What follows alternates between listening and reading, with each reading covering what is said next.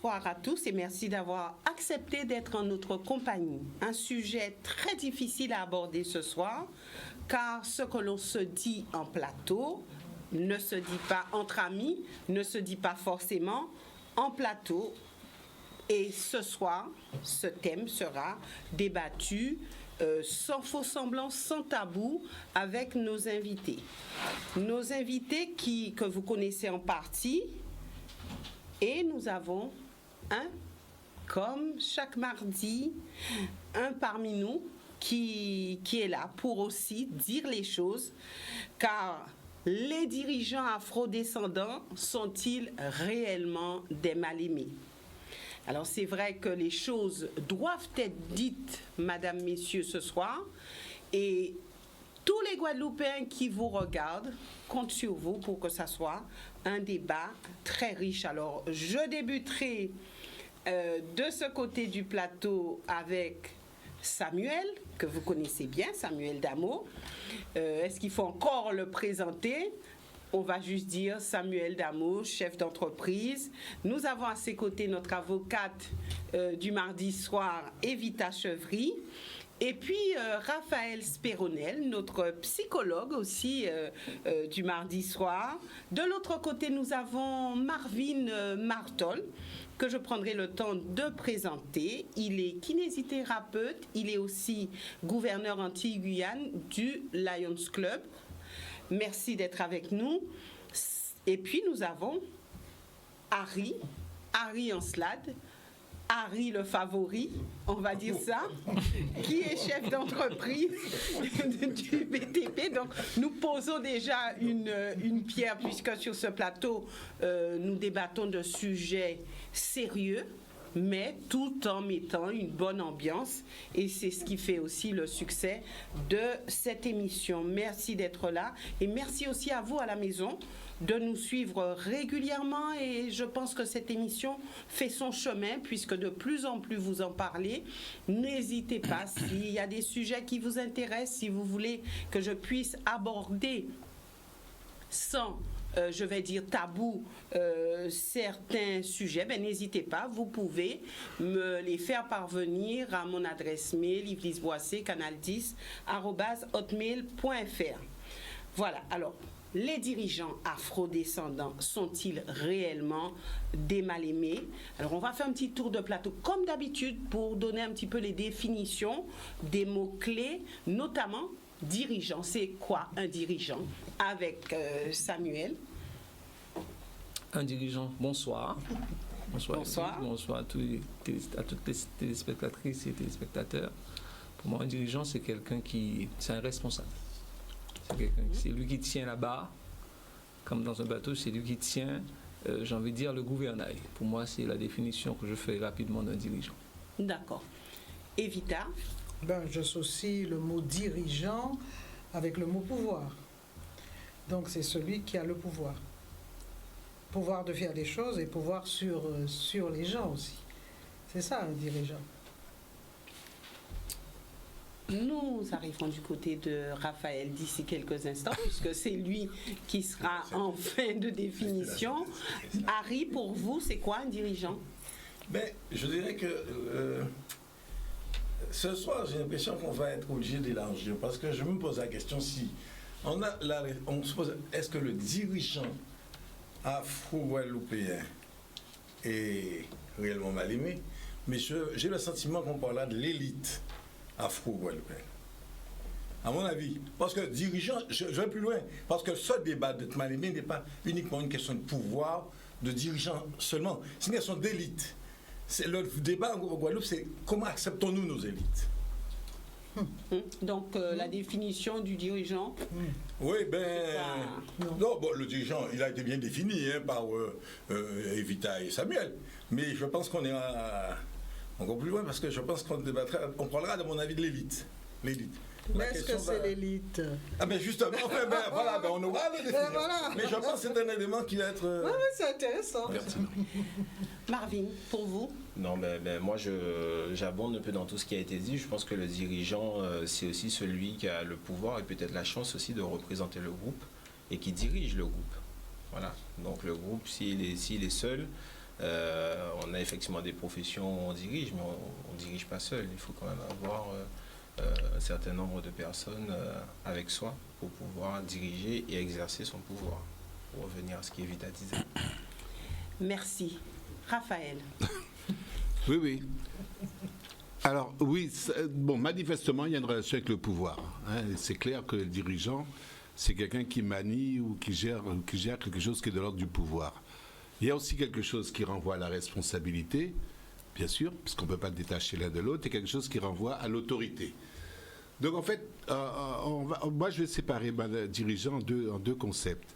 Celui de leadership, le leader, et c'est pour ça que je rejoins Harry avec la notion d'élite, la dimension du leadership, c'est-à-dire celui qui tient le gouvernail, effectivement, qui définit le cap et qui donne ce qu'on appelle les échelles de visibilité. Voilà où on va. Et je le sépare des managers, qui sont ceux qui rament, hein, et qui vont gérer, qu'ils vont gérer. Donc le dirigeant gère par le cap, donc le leadership sur les hommes, leadership sur les affaires. Le manager est plus dans la boussole et dans le management par étapes. Hein. Il répond à la question comment. Le dirigeant dit où on va et le manager dit voilà comment on va y aller. Et effectivement, ça va loin parce qu'effectivement on peut rester sur la définition stricto sensus du dirigeant comme on l'entend en entreprise, mais je suis d'accord avec Harry sur la notion d'élargir cette thématique à l'émergence de quelque chose, d'une fonction sociale, d'une fonction sociétale très très importante, qui est celle d'être une boussole, d'être un phare. Et dès lors qu'on est un phare dans ce pays-là, effectivement, il y a peut-être à partir de là des charges à supporter qui sont d'ordre technique, bien sûr, mais qui sont aussi bien sûr d'un autre ordre beaucoup plus lourdes à supporter. Alors je vais continuer avec vous puisque on va essayer rapidement de donner quelques définitions avant d'entrer en plein cœur du débat tant attendu. Qu'est-ce qu'un afrodescendant ? On va laisser ça à Evita. C'est son domaine de prédilection. On lui laisse. Non, mais j'assume. On est d'avance d'accord avec elle. Vous voyez, il se moque de moi. Non, c'est pas ça. Il commence à y avoir une petite répartition. Je suis la seule femme. Et vous voyez comment je suis. En fait, j'en suis mal aimée. Non, mais parmi les invités, personne n'oserait se moquer de vous, Yves. Non, c'est une reconnaissance de maternité. Non, je sais bien. Et de toute façon, c'est vrai que j'assume totalement d'être une afrodescendante. C'est très bien. Ah oui, je l'assume sans problème. Afrodescendant, c'est dès qu'on a, en fait, ce qu'on appelle afrodescendant, c'est tous ceux qui ont un descendant, donc un ancêtre qui vient de l'Afrique. C'est ça. Ça, c'est très clair. Donc, après, on a beau dire je suis métisse, j'ai même entendu des gens qui disaient je suis carteron, je suis à demi carteron, etc. La réalité, c'est un afrodescendant. Et d'ailleurs, les Noirs américains sont très clairs dessus. Vous avez une goutte de sang noir, vous êtes noir. Beyoncé dit je suis noir, terminé. Donc, c'est ça. Afrodescendant, c'est ça. On a beau essayer de se cacher, de dire j'ai mais chez aucun eux, lien. il y a plus de 500 catégories de noirs. Voilà. Chez eux, il y a vraiment une classification aussi par rapport à la couleur de la peau. Vous dites vous êtes noir, mais chez eux, il y a beaucoup de classifications de noirs. Qui, hein. les Américains? Les Américains. Non. Les Américains. Justement, on n'est pas d'accord du tout. C'est justement ce qui fait la différence avec nous, c'est que les Américains, comment dirais-je, les Européens disaient Barack Obama est métis. Mais pour les Afros, il était noir. Oui. Mais il n'empêche qu'il y a quand même noir. des échelles au niveau de cette couleur noire chez eux. Moi, j'ai jamais entendu ça. J'ai toujours entendu que à partir du moment où on a une goutte de sang noir aux États-Unis, de toute façon, on est noir. La preuve, Alicia Keys. Mais ça n'empêche. Comment? Bon, parce qu'on peut dire qu'on est noir et avoir une classification dans ce qu'on appelle l'homme noir. Ça n'empêche. Oui, c'est-à-dire que je dis ça par rapport à nos concepts ici, où on dit non, je ne suis pas noir, je suis métisse, je suis carteron, voilà, c'est tout. Mais non, et selon vous, pourquoi dit-on cela? Comment? Pourquoi dit-on cela? Et on va fermer la parenthèse. Vous connaissez la réponse. Non, je ne la connais pas. Pourquoi dit-on cela? C'est parce que pendant des siècles, on a dit, vous n'êtes pas noir. Ce qui est important, c'est de vous rapprocher de plus en plus de la couleur de celui qui a le pouvoir, justement. Du maître et ensuite du colonisateur. Je veux dire, ça, c'est maintenant une banalité de dire ça. Donc c'est pour ça que souvent les gens, vous entendez les gens dire d'ailleurs, je n'ai aucun lien avec l'Afrique. Je suis un noir, voilà, il y a une génération noire qui est apparue en Guadeloupe spontanément. On ne sait pas d'où viennent ces noirs. Non, mais souvent on entend ça encore. Même si maintenant on l'entend de moins en moins, parce qu'il y a un mouvement évidemment identitaire de plus en plus fort ici. Mais c'est une réalité. Afro-descendant, il suffit d'avoir un ancêtre qui vient d'Afrique. D'accord. Raphaël, vous êtes d'accord avec cela? Ah oui, pour débuter, bien sûr. Non, je suis complètement d'accord avec le rattachement à l'Afrique.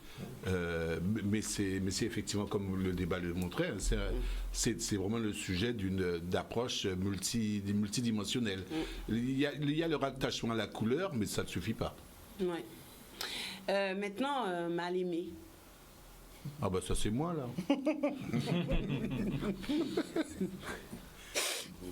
Alors Mal-Aimé, c'est quelqu'un? Il a dit que c'est lui. Il l'a déjà défini. Je suis le Mal-Aimé.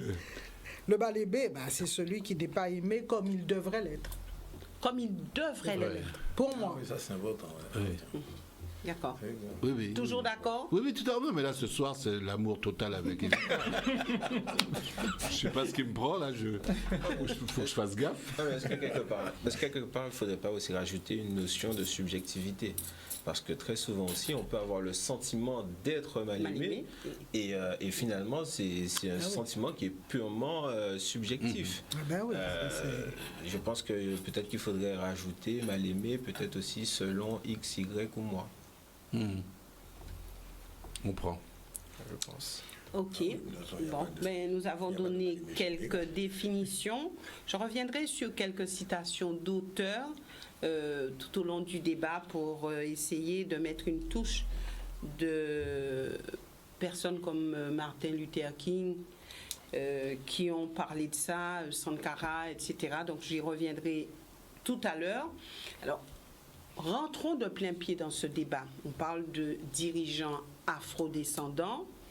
Alors, on parle bien sûr de la Guadeloupe, mais on va aussi élargir, puisque quand on dit les dirigeants afro-descendants sont-ils des mal-aimés, réellement des mal-aimés, on va parler de la Guadeloupe, mais est-ce qu'à l'extérieur, ils sont des bien-aimés?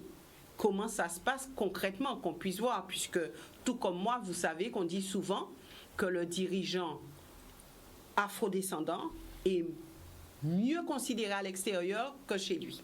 Donc, on verra si c'est une réalité ou pas. Alors, aujourd'hui, quel est le comportement du dirigeant afro-descendant? Comment on peut qualifier le comportement du dirigeant afro-descendant? Est-ce qu'il est différent de celui de notre dirigeant? Alors, je vais commencer par Marvin. Non, mais de toutes les façons, je pense que quelque part, il faudrait aussi ramener ça sur des questions d'époque.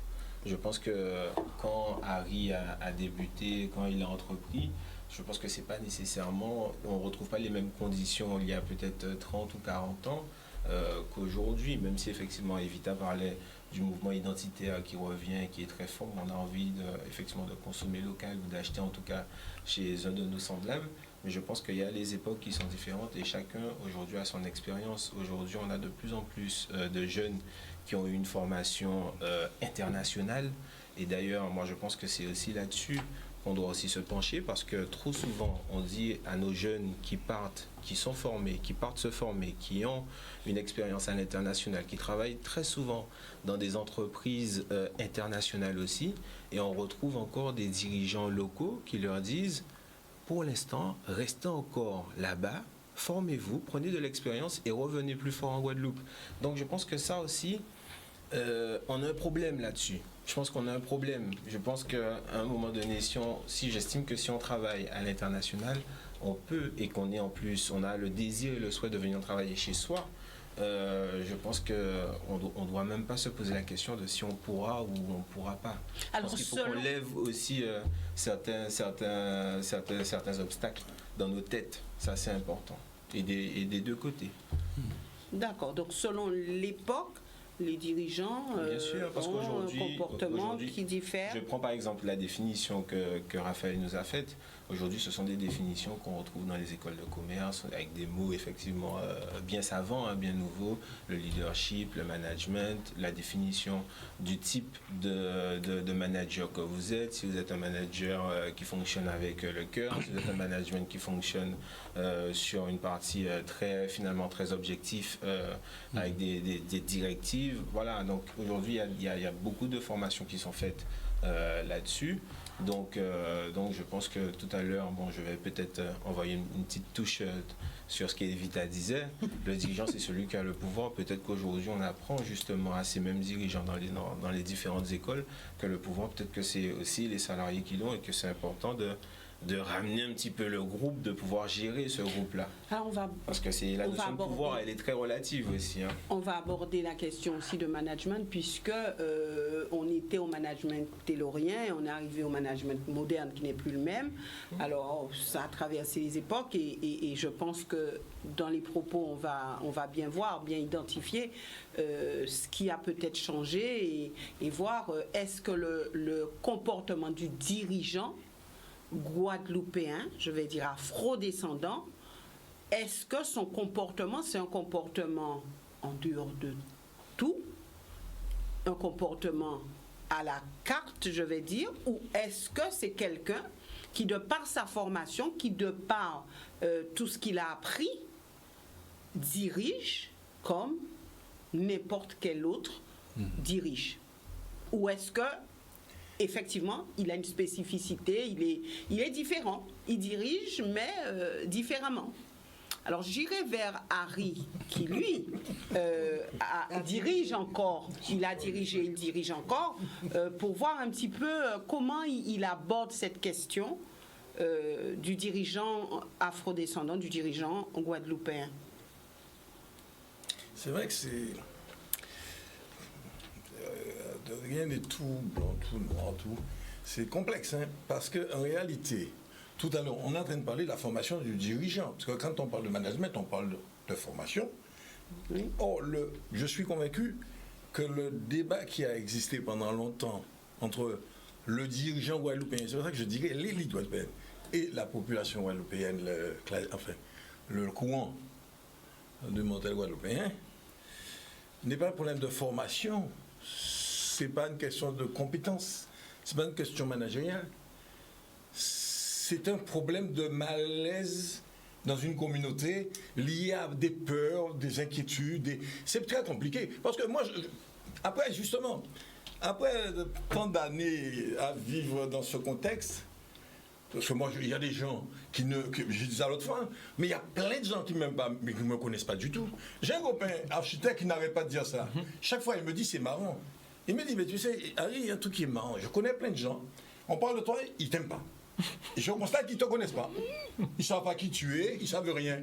C'est une question d'image. Ils ne t'aiment pas. Parce que c'est très compliqué. Quelqu'un vous connaît. Il ne vous aime pas pour vos défauts ou pour... Non. Il ne t'aime pas par rapport à ce qu'on représente. Mais et au sein de votre entreprise, est-ce que vous êtes aimé? Alors, mais ça, c'est un autre débat. Parce qu'à ce moment-là... Non, quand je dis c'est un autre débat, mais là aussi, je reprendrai... Quand je dis c'est un autre débat, c'est clair. On ne va pas refaire l'histoire, mais je prends un seul exemple. Hein. J'ai eu une entreprise avec 50 personnes, j'avais aucun conflit et j'ai eu un conflit. Mais pas parce que les ouvriers étaient contre moi. Parce qu'on les a travaillés, et c'est facile à faire. Qui les a travaillés? Mais à l'époque, c'était un syndicat, les a travaillés, mais le m'avait dit. Ils m'ont dit que j'étais président du BTP, ils allaient me régler mon compte. Mais ils ont fait comme ils savaient. Ils ont utilisé l'arme qu'ils savaient. Ils sont allés et tous les matins, ils venaient, prenaient pas au groupe de 5. Et il y a des ouvriers qui m'ont même dit, et d'ailleurs, parce que j'avais fait une intervention à la d'une fois, et un ouvrier m'appelle, qui était parmi les meneurs d'ailleurs. Il m'a dit, ou bien faites répondre, parce qu'il était dit, nous, quand on tout bitin, il n'y a pas nous. Le gars m'a appelé ça, j'étais en voiture, à 7h du matin. Je dis, bien dis donc, à pas vrai. Il me dit, mais ça veut dire nous. Il a dit, nous, il y aurait fait prendre tout le bitin, il y aurait pas nous, il y aurait partagé pour nous. Ben, et à l'époque, c'était ça. C'est d'ailleurs pour ça que j'ai géré ce conflit-là à ma manière. Mais c'est toujours pareil. Je me souviens, la personne qui a été responsable de ce conflit, par exemple, qui était missionnée pour ça, mais à la fin, parce que j'avais sorti une phrase à la préfecture, j'ai dit, mais vous saviez que ça allait mal se terminer, qu'il y aurait une liquidation de l'entreprise. J'avais prévenu. Et la personne avait été surprise, a voulu me voir, elle me dit, mais c'est bizarre. On me dit que vous discutez avec personne, que vous n'écoutez personne, vous dites que vous avez dit très tôt que ça allait se terminer comme ça. Mais j'ai été voir le responsable dans son bureau, je lui ai dit, écoute, on ne fait pas grève dans une entreprise comme ça, attention à ce que vous faites, parce que contrairement à ce qui se passe, je ne vais pas m'écraser par contre. Donc Harry en stade de mal-aimé. Non, mais c'est toujours pareil, mais je dirais donc, c'est pas Harry en stade de mal-aimé, écoutez, je vais poser la question autrement. Citez-moi les Guadeloupéens que vous connaissez qui ont réussi et vous constaterez une chose, ils ont tous réussi dans la discrétion la plus totale. Demandez-vous pourquoi. Parce que moi je connais des gars qui ont été très bons et qui ont fait des choses extraordinaires, mais ils l'ont toujours fait dans la discrétion. Et quand je discute avec eux, ils me disent toujours, je ne sais pas comment tu as fait. Parce qu'on sait que ça coûte très cher et on n'est pas sûr qu'on réussirait. Bon. Et donc, ce n'est pas un débat c'est un débat profond qui, à mon avis, on a besoin de résoudre. Et pour finir, je dirais, il y a une chose. Je trouve cette émission intéressante parce que je reste convaincu qu'avant d'entreprendre quoi que ce soit en Guadeloupe, il faut guérir ce bobo-là. Ouais. On va essayer de le guérir sur le plateau. Evita. Je suis entièrement d'accord avec ce que vient de dire Harry quand il dit que c'est très complexe. Parce que moi, je pense qu'un dirigeant guadeloupéen, afrodescendant, en France ou ailleurs, ne peut pas diriger comme il dirigerait ici. Pourquoi? Parce qu'il dirige déjà avec ses propres problématiques à lui, parce qu'il n'est pas né non plus comme ça, une génération spontanée, mais il dirige en fonction aussi du regard des salariés vis-à-vis de lui. Et il y a une phrase que j'aime beaucoup et qui, je pense, s'applique merveilleusement bien à la situation des dirigeants économiques, c'est que, en fait, inconsciemment, parce que je ne pense pas que ce soit conscient, mais inconsciemment, et malheureusement, c'est pas Raphaël qui me contredira, l'inconscient fait faire beaucoup de choses. Inconsciemment, on continue à penser que celui qui dirige et donc qui réussit, comme dit Harry, il a quitté l'habitation. Et il a laissé les autres sur l'habitation et il a quitté l'habitation. Donc, il a aussi, non seulement, il a dans l'imaginaire même cette conception du traître qui a laissé les autres et qui est parti et on ne sait pas comment. S'il a pu quitter l'habitation, c'est qu'il a négocié certainement avec ceux qui y étaient. Donc, est-ce que ça existe encore? Oui. Est-ce que cette idée, c'est le traître? Pourquoi? Pourquoi? Non, mais je parle de... Symboliquement, oui. Symboliquement, oui. C'est sûr. Parce qu'il y a une chose qui est sûre, c'est qu'encore, il y a d'ailleurs un dirigeant qui venait de France qui me disait que quand il a ouvert quand il a commencé à travailler en Guadeloupe, avant d'avoir son entreprise, il devait être adjoint ou je sais pas quoi à celui qui dirigeait. Le dirigeant était noir. Et il m'a dit, il était halluciné parce que chaque fois, quand les gens demandaient à voir le patron, il était là. Et le vrai dirigeant était là, les gens allaient directement vers lui. Donc, je veux dire, on a beau dire que c'est fini, c'est pas vrai, c'est une histoire qu'il me racontait il y a, je sais pas, 5-6 ans. Donc, je veux dire par là, c'est très, très complexe. Diriger ici des Guadeloupéens, évidemment, c'est une aventure, je pense, passionnante parce qu'il y a une volonté aussi de réussir, mais il ne faut pas venir avec l'esprit bisounours en se disant, voilà, ils vont être ravis parce que c'est moi, donc ça va mieux marcher. Ce n'est pas évident. Il faut pouvoir s'adapter. Et c'est ça l'intelligence, c'est l'adaptation. Et il ne suffit pas d'être formé, master HEC ou autre, pour penser qu'on va obligatoirement réussir en tant que réalisateur d'une entreprise qui marche. C'est beaucoup plus complexe que ça, mais quand on réussit, c'est formidable, évidemment. Merci, et je reviendrai avec vous d'ici quelques instants, Samuel et Raphaël, pour poursuivre sur cette question, juste après une courte page de publicité. Voilà, nous revenons avec vous au sein de cette émission. Les dirigeants afrodescendants sont-ils réellement des mal-aimés? Et ça sera la parole à Samuel sur la même question puisque souvent on entend dire oui, mais le comportement du dirigeant guadeloupéen, il n'est pas bon, il est un petit chef, donc on entend beaucoup sur ce dirigeant. Alors, est-ce que vous, Samuel, qui êtes un dirigeant, est-ce qu'on peut dire que vous avez l'impression d'être quelqu'un avec un comportement différent ou un comportement qui n'est pas forcément bien? Alors, c'est difficile de parler de soi de ce point de vue-là. Je pense que le dirigeant guadeloupéen doit presque surjouer son rôle. Il doit surjouer son rôle, parfois pour se faire respecter. Puisque, enfin, s'il faut parler de ma personne, j'ai un management qui est proche de celui avant qu'il ne soit moderne. J'étais toujours très très proche de mes employés pour parler, pour partager. Vous ne pouvez pas diriger en Guadeloupe comme vous dirigez en métropole. Et quand Evita dit, d'ailleurs, c'est fort ce qu'elle dit lorsqu'elle dit qu'on a l'impression que vous quittez l'habitation. Mais c'est ça tout notre problème. Ouais. Et si on veut sortir du dirigeant, même dans le couple guadeloupéen, parce qu'il faut savoir qu'il y avait les rapports entre hommes et femmes jusqu'à aujourd'hui, sont parce qu'à l'époque, l'homme était déplacé d'usine en usine pour être une sorte de géniteur. Et la femme, elle, restait parfois avec le maître de la plantation. Ça joue un rôle important, parce que lorsque vous lisez l'histoire, c'est fait que l'homme guadeloupéen ne peut pas avoir le même rapport avec... enfin, il faut se battre contre ça. Je pense qu'on va y arriver. Mais c'est vrai que les pères sont passés pour très longtemps pour être juste des pères géniteurs.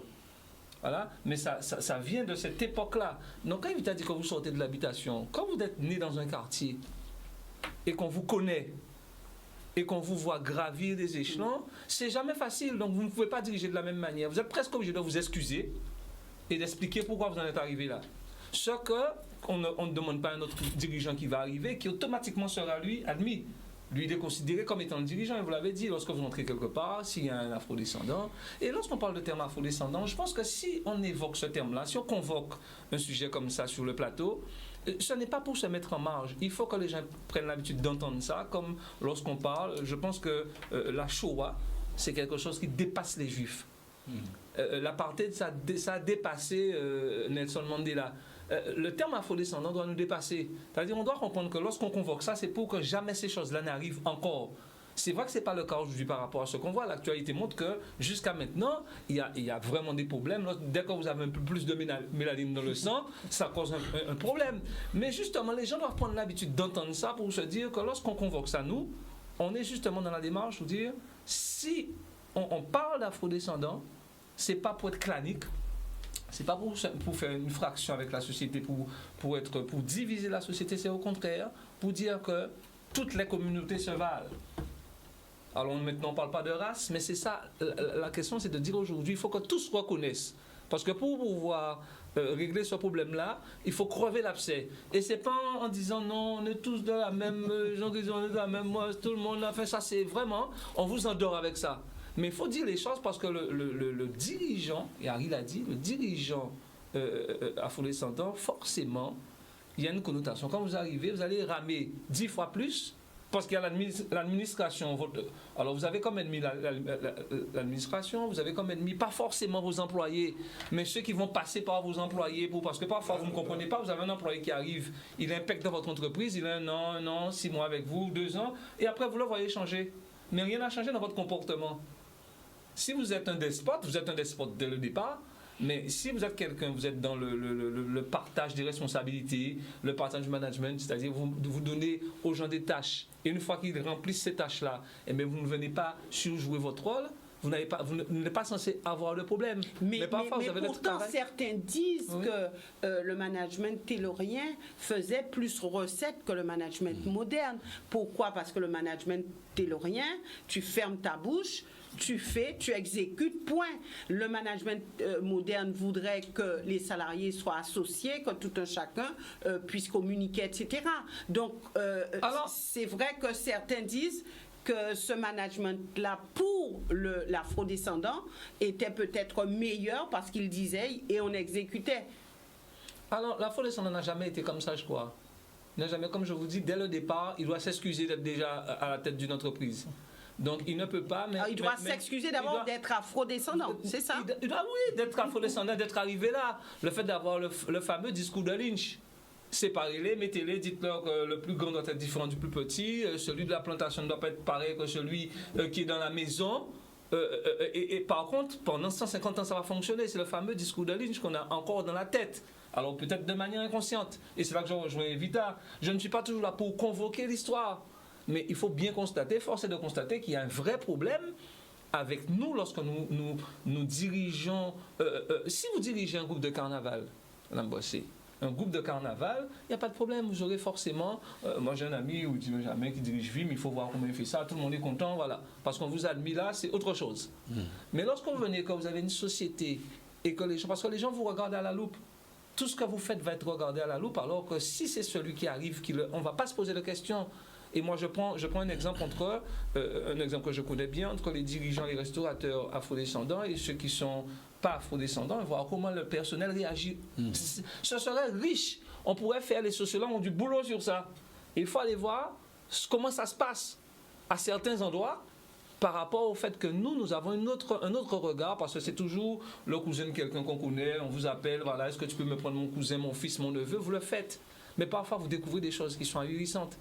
Et donc, il faut, je ne sais pas quand est-ce que ça va bouger, mais je vous dis, dans tous les lieux de pouvoir, à part en politique, où l'afrodescendant est admis, ça c'est autre chose. Parce qu'en politique, on sait bien que c'est un Guadeloupéen qui doit être président de région, président de département, il n'y a pas de problème. Il est admis à ce poste-là. Mais dans toutes les autres il est admis, mais avec tout ce qui va aussi... Non, mais ça, c'est de la politique après. Oui. Après, c'est plus ou moins en fonction de ce... Voilà. Mais je veux dire qu'il n'y a pas un déni lorsque vous arrivez, quand vous êtes un maire, on ne dit pas pourquoi c'est lui le maire, parce qu'on a déjà admis que là, ça va être de toutes les manières un maire afrodescendant. Et qu'on tiendra. Voilà. Oui. Raphaël. Non, il y a des jeux de marionnettistes. Hein. C'est pas parce qu'il a l'affichage que ça signifie qu'il a le pouvoir ou qu'il a le leadership au sens où on le disait. Moi, je crois que c'est vraiment une question très, très, très au cœur de notre identité. Alors, de quelle identité? De l'identité socioculturelle. Hein, c'est-à-dire celle des représentations, des images, des symboles qui sont attachés, des rituels qui sont attachés à deux schémas. Nos schémas de crédibilité personnelle et nos schémas de légitimité aussi. Et donc, au niveau des compétences, que ce soit au niveau des compétences techniques, des compétences cognitives, des savoirs, il n'y a pas de problème. Nos dirigeants afrodescendants sont très bien formés. Ils ont été chercher leurs compétences le plus souvent ailleurs. Et ce sont des compétences parfois qu'on va même venir chercher ici pour pouvoir s'exprimer ailleurs parce qu'elles passent mieux et elles sont plus pointues dans certains domaines. Donc il n'y a pas de problème dans toute la dimension technique. Alors où est-ce qu'il y a une dimension? Où est-ce qu'il y a un problème? Dans l'expression de la dimension locale et dans la dimension socioculturelle. Ça veut dire celle des représentations, celle des symboles, celle des choses comme ça, du regard, le poids du regard. Et dans cette dimension-là, il y a un jeu pervers, parce que c'est franchement pervers, entre la fonction de leadership, qui est une fonction de dirigeant, de meneur, de phare, et les jeux les jeux sociaux, les jeux relationnels, quand tu dis qu'ils en surajoutent, qu'il doit appliquer pour faire passer sa légitimité, justement, et sa crédibilité. Et donc, il y a un double jeu. Il ne peut pas exercer sa compétence ou ses performances, nous parlons en termes d'entreprise, avec les mêmes outils managériaux et de leadership. Donc, il doit adapter... Non, on n'est pas encore arrivé à l'adaptation. Il y a fondamentalement une crise sur un triptyque: autorité, pouvoir, responsabilité. Le vécu de l'autorité, le vécu du pouvoir, le vécu de la responsabilité par l'afro-dirigeant est perçu par l'autre de manière radicalement différente. Et donc, il est obligé effectivement d'adapter mal, le plus souvent, parce qu'il ne comprend pas cette dimension différente, d'adapter mal l'exercice de son pouvoir pour obtenir que l'autre fasse ce pour quoi il est payé. Parce que quand même au départ, il ne faut quand même pas oublier que le travail est un louage d'entreprise. Je loue ma force de travail et en contrepartie, tu me payes. Et on pourrait s'arrêter là. Si on s'arrêtait là, on était effectivement dans une dimension technique, dans une dimension taylorienne, qui est une dimension de louage d'entreprise. Mais bien sûr, dans le travail, il y a beaucoup plus que ça. Et qu'effectivement, quand on convoque l'histoire, le dirigeant, c'est quoi? C'est le maître. Voilà. Et on sait très bien qu'il y a une filiation symbolique entre le maître, du maître au dernier petit carteron ou esclave qui a par le bas, avec tous les niveaux intermédiaires, qui seront les contremaîtres, qui sont ceci, qui sont cela. Donc il y a effectivement ici, on n'est pas encore arrivé. On gagne beaucoup en maturité très rapidement avec la mondialisation, avec la modernité. Entre ce que moi j'ai connu, parce que quand je me suis intéressé à ça dans les années encore 80-90, et ce qu'on connaît maintenant, il y a une évolution dans le management et dans la gestion la gestion des affaires et la direction des hommes. Mais c'est vrai qu'il y a à travailler. Alors, à travailler quoi? La responsabilité, non. La responsabilité, c'est toujours celle de l'entreprise, celle du chef de l'entreprise. De toute façon, le juge lui rappelle tout de suite, dès qu'il y a un pépin, il n'y a pas de problème là-dessus. Le pouvoir, non plus. Le pouvoir, c'est la part que le patron vous délègue, et en principe c'est écrit, c'est inscrit, et de vous délègue pour vous permettre de fonctionner. Où on a un problème en Guadeloupe, c'est dans l'exercice de l'autorité. Parce que l'autorité, la définition de l'autorité, ce serait quoi? C'est la part de pouvoir qui vous est attribuée pour intervenir à l'intérieur d'une cible. La cible, c'est vous-même. Est-ce que j'ai l'autorité pour faire passer quelque chose pour lequel je suis payé et pour lequel j'ai le pouvoir? Et là, on a un problème. Et là, ça demande des formations effectivement tout à fait particulières, qui sont des formations sur le leadership, sur la capacité à dire oui, à dire non, donc l'assertivité, sur la capacité à vivre son autorité sans être entaché par les limbes du passé. Et c'est pas facile du tout. Alors, il y a Harry, il y a Marvin qui voulaient réagir, et aussi Evita. Je voudrais recadrer certaines choses, parce qu'effectivement, Raphaël vient de bien élargir le débat, mais je voudrais rappeler une chose. Quand on parle de dirigeants en termes d'entreprise, d'ailleurs, le conflit qu'il y a souvent ici, ce n'est pas obligatoirement le dirigeant. À partir du moment qu'un afro-guadeloupéen est il est dans la direction, il est cadre, il a des problèmes pour diriger. Bon, c'est pas sa boîte. C'est pas sa boîte. Mais il a un rôle de cadre. Donc le débat, justement, et c'est là où je vais faire une nuance. Personnellement, je voulais dire quand même une chose, je n'ai jamais eu le sentiment d'avoir des problèmes personnels dans mes entreprises pendant toute ma carrière. Je n'ai jamais eu ce sentiment-là avec mes ouvriers. Je vous dis même mieux, je me suis toujours trouvé assez à l'aise avec mes ouvriers. Je n'ai pas eu de problème de ce genre. Les gens avec lesquels j'ai travaillé, au contraire d'ailleurs, quand je les rencontre, c'est toujours un plaisir. Parce que j'ai souvent de bons retours de mes ouvriers. Ils sont souvent devenus des artisans, des machins, parce qu'ils m'ont toujours dit, et c'est ça qui me revient à chaque fois, le fait de travailler avec moi, ils me disent, ça va nous envie de monter des bitins. Mettez-moi artisan, mettez-moi etc. Je n'ai aucun problème à ce niveau. Justement, c'est pour ça que je parlais d'élite, parce qu'en réalité, mon problème n'a jamais été avec mes ouvriers dans mes entreprises. Mon problème est avec l'autre, l'afro-guadeloupéen qui regarde, qui lui n'est pas dedans, mais qui lui a un problème sérieux avec ça. Il catalogue le truc en stade ceci, en stade cela, en stade nilage. Alors j'ai jamais compris ça d'ailleurs. Les gens, il y a quand décréter un nilage, donc ou vin grave. D'ailleurs, j'ai déjà fait une blague sur ça. Il y a quand décréter qu'on est un petit monstre avant, pas oublier ça. C'était dans notre culture, là, pour gagner la chance, qu'il y a un petit monstre. Et on a l'air de prendre ça à la rigolade. J'ai entendu des gens sérieux dire ça. Vous regardez, un petit monstre. Parce qu'il ne paie pas ni l'argent. Alors, déjà, c'est un problème. Déjà, c'est un problème franco-français. Mais en plus, nous, on l'a amplifié. On l'a sérieusement amplifié et ça a créé un problème sérieux. Mais il y a autre chose aussi qui m'interpelle. Parce que, bon, ce qui peut arriver en entreprise, je l'ai vécu aussi. On peut avoir quelqu'un dans l'entreprise, on le sent méfiant. Parce qu'on est toujours méfiant, ce patron-là qui trouve ses doublés, etc. Mais ces gens-là, moi j'ai vécu ça, après 1 an, 2 ans, 3 ans, il finit par comprendre, découvrir réellement avec qui il travaille, et puis ça change tout, le rapport change, et ça peut durer longtemps, et j'ai des exemples précis en tête quand je dis ça, que j'ai vécu. Mais ce que je retiens, parce que le problème auquel on est confronté à ce niveau, et c'est là où, par contre, alors je retiens beaucoup, totalement la théorie d'Evita sur le principe du passé. Là, on a vécu pendant longtemps les conséquences de ce passé. On se méfie l'un de l'autre. J'ai toujours l'impression du contremaître nègre vis-à-vis des esclaves. quand tu as parlé d'habitation, je ressens toujours cette méfiance. Et en même temps, ce qui est encore plus dramatique, souvent cette méfiance s'est justifiée par le comportement. Tu as parlé d'habitation.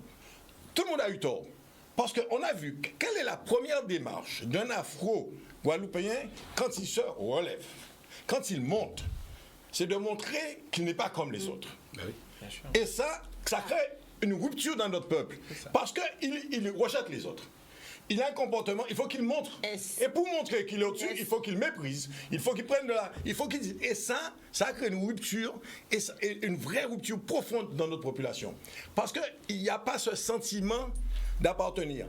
Et ça, c'est un élément. Depuis mon plus jeune âge, j'ai vécu, j'ai vu, j'ai compris. Ça, par contre, très tôt, c'est un truc qui m'a frappé parce que j'ai vécu ça un jour. J'ai vécu ça un jour à la sécurité sociale à Bergevin. J'étais en 4e. J'oublierai jamais ça, c'est pas la première fois que j'ai vu ça. Les gens viennent chercher leur allocation familiale, etc., ils sont là. Et ça m'avait frappé l'attitude du personnel afro-guadeloupéen qui était là, vis-à-vis de tout ce monde-là. Je le dis sincèrement, d'ailleurs, je me suis parti choqué. Était très, très déplaisant, très méprisant. Et ce qui m'avait frappé, il y avait une seule personne différente là. C'était une Française. Et c'est elle, par contre, qui était très correcte. Et ça, j'étais en 4e, donc ça me donne à peu près l'idée de l'âge. Mais je n'oublierai jamais ce truc, parce que ça, je suis resté 1 heure à vivre ça, à l'observer, à le regarder en gamin. Mais ça m'a marqué toute ma vie, ce truc. Et ça, je pense qu'il y a eu énormément, ce genre de comportement a eu énormément de conséquences dans la rupture qu'il y a dans notre population. Cette méfiance, chaque corps, chaque niveau, on se méfie l'un de l'autre. Oui, avec quelquefois un air de supériorité. Mais bien sûr. Et ça a cassé énormément de choses. Alors ça tombe bien parce que quelque part la transition était toute trouvée parce que j'aurais voulu finalement me faire l'avocat du salarié qui est aussi un chef afrodescendant qu'il a connu peut-être il y a 20 ans et qui arrive, qui débarque et qui est chef et qui se dit que dans les faits, par rapport au comportement de cette personne, on s'est connu, on l'a déjà entendu, on entend toujours Monsieur Vincouillon. Oui. Monsieur Vincouillon, de par sa posture, il est arrivé, voilà. Donc je pense aussi que des deux côtés, il y a peut-être des a priori, des non-dits, il y a des relations un peu mal vécues. Mais je crois que ce qui en fait est à la base finalement de ce problème, c'est notre proximité qu'on n'arrive pas à gérer. C'est-à-dire, je pense qu'on n'arrive pas finalement à avoir compte tenu de notre proximité et compte tenu du fait que finalement tout le monde un peu aussi se connaît quelque part, on n'arrive pas à avoir ce côté où on se dit qu'on est sur des relations professionnelles à faire la part des choses. À faire la part des choses. Je pense qu'on a cette difficulté à la faire. Et le premier endroit où on le voit, c'est au sein de la famille. Quand on revient et qu'on peut occuper n'importe quel poste de direction, les premières personnes qui nous sollicitent sont forcément notre entourage proche, notre entourage personnel. Et on a souvent aussi, au sein de la famille, des fractures par rapport à celui qui a réussi et qui est aussi mal vu. Donc, je veux dire, si déjà dans la famille, c'est perçu comme tel, à plus forte raison, dans l'entourage, dans l'amitié, dans ceux qui nous ont vu grandir, je pense qu'il y a aussi cette composante à prendre en compte. Et souvent, je dis... Pourtant, ça devrait être une fierté. Ça devrait être une fierté, mais dès lors qu'on a le sentiment que c'est accessible et qu'on peut avoir ce qu'on souhaite, ou qu'on devrait avoir ce qu'on souhaite, compte tenu de la place que celui qu'on connaît occupe, et que finalement on n'a pas, en fait, on se dit que Missier ne veut pas, ou Missier pas qu'à faire le travail. Donc, il y a aussi cette composante-là qui est très, très, très, très, très difficile, je pense, pour dans nos territoires, ce sentiment de proximité qui, normalement, on se dit devrait faciliter les choses. Et en fait, je pense qu'on mélange un peu les choses et on est dans une forme de méfiance. Et en plus, nous sommes, je le dis, j'ai eu l'occasion de le dire à plusieurs reprises, c'est qu'au fond, nous sommes un peu très, très, très sentimental au final. Donc, on attend plus d'indulgence quand on n'a pas ce qu'on veut, de la part du dirigeant. On peut aimer à la folie comme on peut haïr au point de tuer. Je pense qu'on est aussi un peuple comme ça. Oui, dans ce que tu dis, juste une minute. Il y a une confusion. Il y a une confusion entre les relations de proximité et les relations de promiscuité. Donc, la proximité, qui n'est pas une problématique en soi, elle peut être propre. Les gens qui ont travaillé 35 ans ensemble ont passé plus de temps ensemble qu'avec leurs femmes ou leurs enfants, parfois. Donc, par contre, la promiscuité, donc, introduit à chaque fois. Alors, ce qui est important en Guadeloupe, c'est que le décalage dont tu parles, il y a quelque chose qui est trouvé, c'est le besoin de réparation. Or, de réparation de quoi? Justement, toujours toute cette charge historique, toute cette charge mentale qui est là. Elle est inscrite. Non. Attendez. Mais tout le monde me regarde. Non, pas du tout. Non, mais il est clair que. On va préciser parce que on a déjà clarifié avec une détail, il n'y a pas de problème. Bon, le problème de l'histoire, c'est qu'il reste. Donc, il s'incruste, il va passer d'une gestion de faits objectifs, qui historiquement peuvent avoir disparu légalement, par l'éducation, par l'évolution. Les faits ont disparu, mais la matrice socioculturelle, justement, socio-symbolique, qui est sous-jacente à ces faits-là, peut se perpétrer au-delà de la réalité des faits eux-mêmes.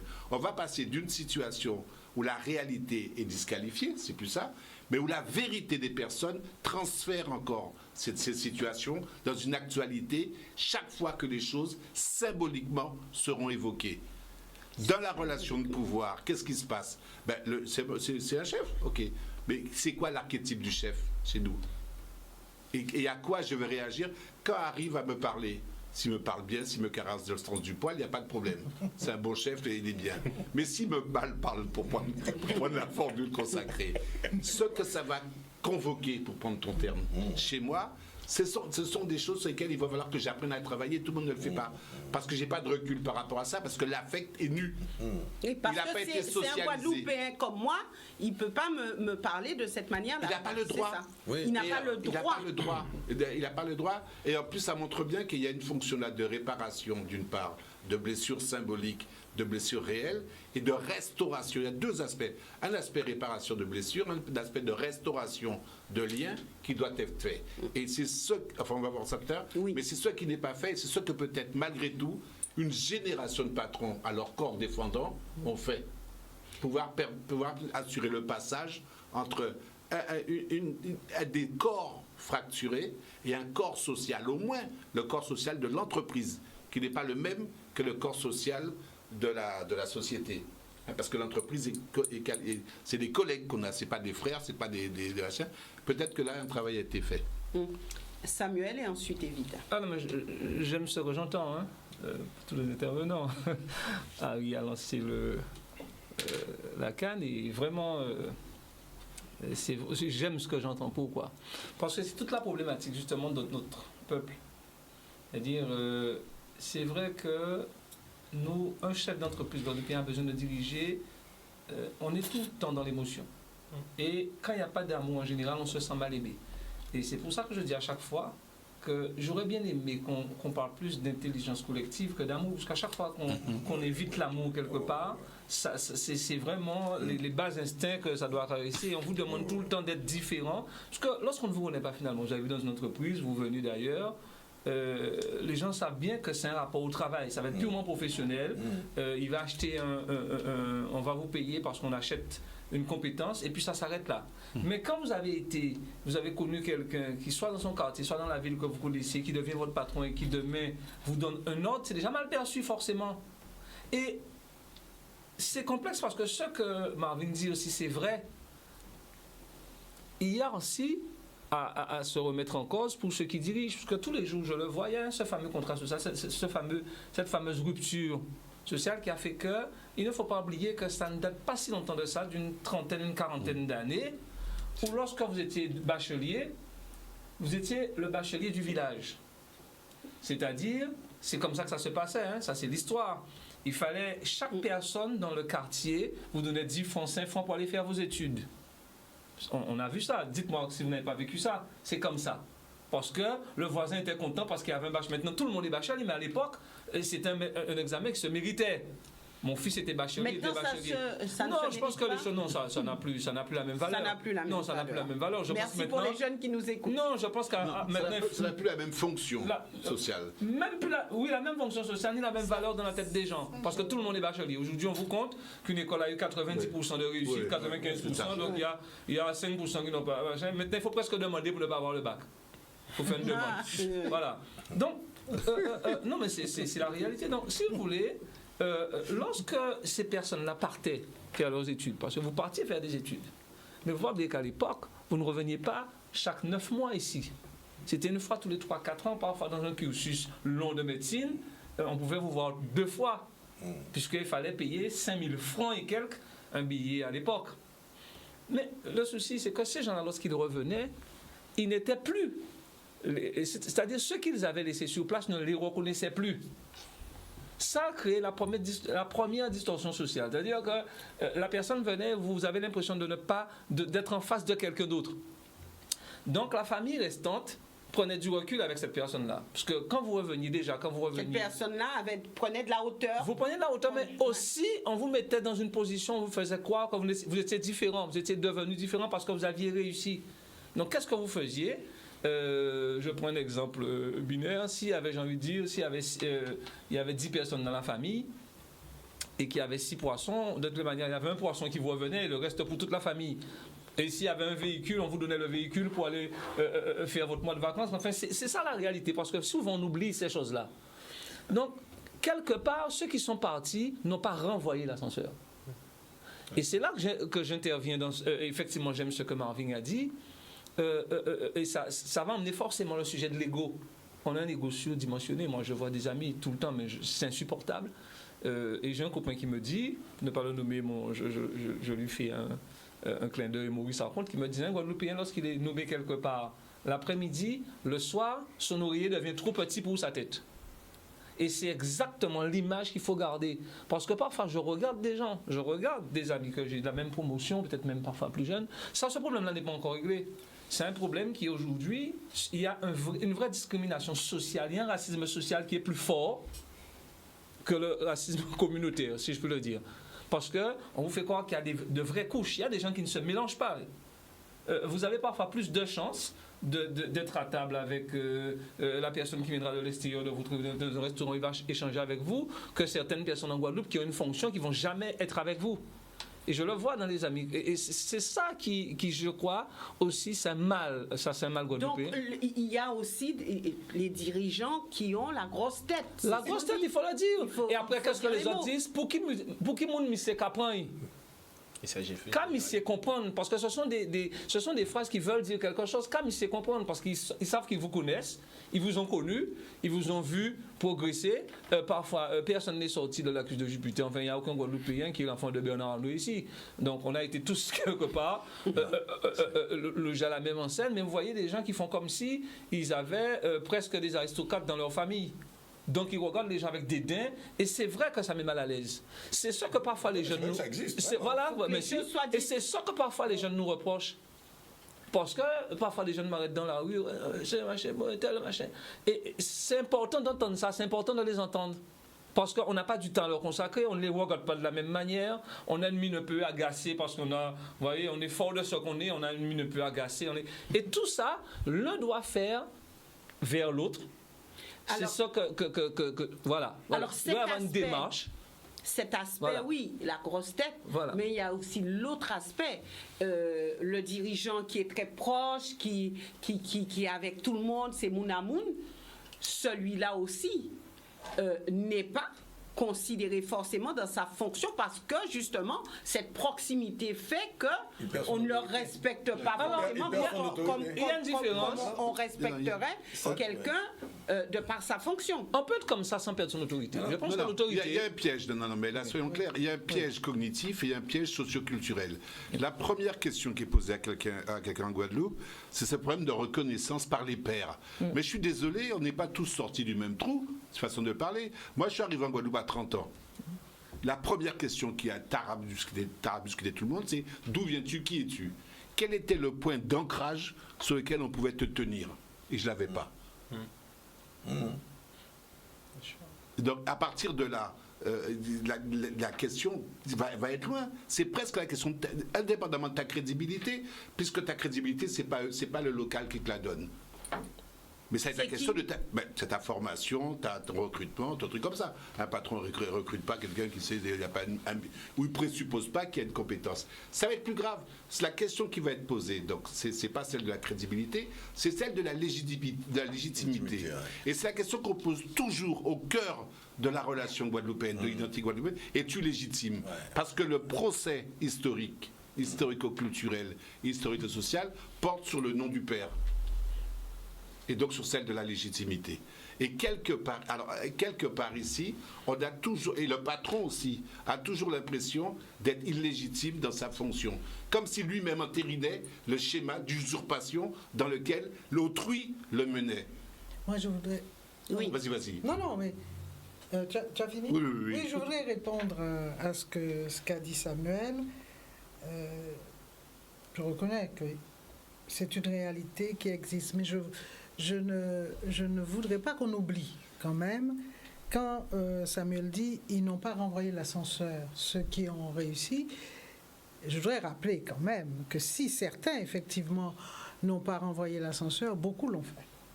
Parce que les générations après, parce que je ne sais pas de quelle génération tu parles, mais moi je parle de la première génération qui a commencé à faire émerger une certaine bourgeoisie noire. D'accord? Ceux qui venaient de parents analphabètes et qui sont arrivés médecins, par exemple, comme le docteur Pita, le docteur Tyrolien, etc. Je veux dire par là, ceux-là ont renvoyé l'ascenseur. Parce qu'obligatoirement, quand ils sont venus, et effectivement, tu as raison de rappeler, et c'est vrai qu'on l'oublie souvent, qu'ils faisaient 10 ans, 12 ans d'études, ils arrivaient chez OGEOD, ils n'étaient pas revenus en Guadeloupe. Ça, c'est vrai. Mais quand ils sont revenus, ils ont aidé les membres de leur famille, et ce qui a permis aux autres générations d'émerger. Ça, je pense que il faut aussi rappeler ça. Il n'y a pas seulement ceux qui ont oublié qui ils étaient, parce que, en fait, nous parlons d'humains. Et en fait, ceux dont tu parles, la plupart du temps, sont des gens qui ont une histoire personnelle tellement difficile, et on ne peut juger malheureusement un homme qu'à travers son histoire personnelle, que ce qui s'est passé avant de leur enfance, ça a été tellement dur qu'ils veulent l'effacer. Donc souvent même, ils ignoraient leur propre mère. Il s'est arrivé qu'en Guadeloupe, on ignore, on arrive riche, entre guillemets, enfin super diplômé et tout, et on ne fréquente plus sa maman parce qu'on a une épouse normande ou bretonne. C'est une réalité, c'est arrivé.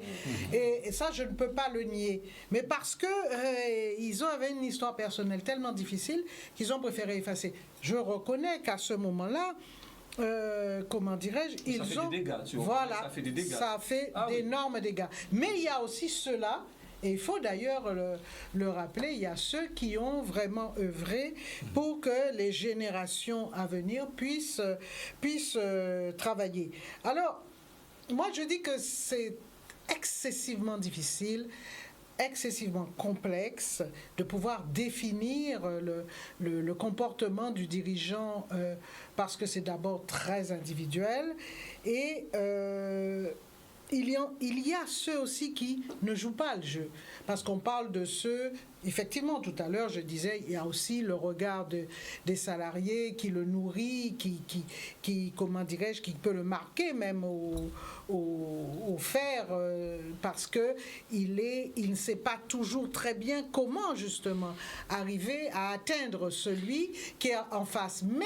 Mais il faut savoir aussi qu'il y en a aussi qui profitent de ça, qui se disent puisque je suis afrodescendant, je profite pour violer un peu le droit du travail. Et c'est pour ça qu'on a vu des grèves, par exemple de l'UGTG, dans des entreprises d'afrodescendants, alors que d'autres disaient comment c'est un syndicat indépendantiste, il ne devrait pas tenter de couler des entreprises d'afrodescendants, il devrait couler exclusivement les entreprises qui venaient d'étrangers. C'est vrai que le débat Alors, était... Est-ce qu'on peut dire que le porteur d'autorité, c'est une cible dans tous les cas?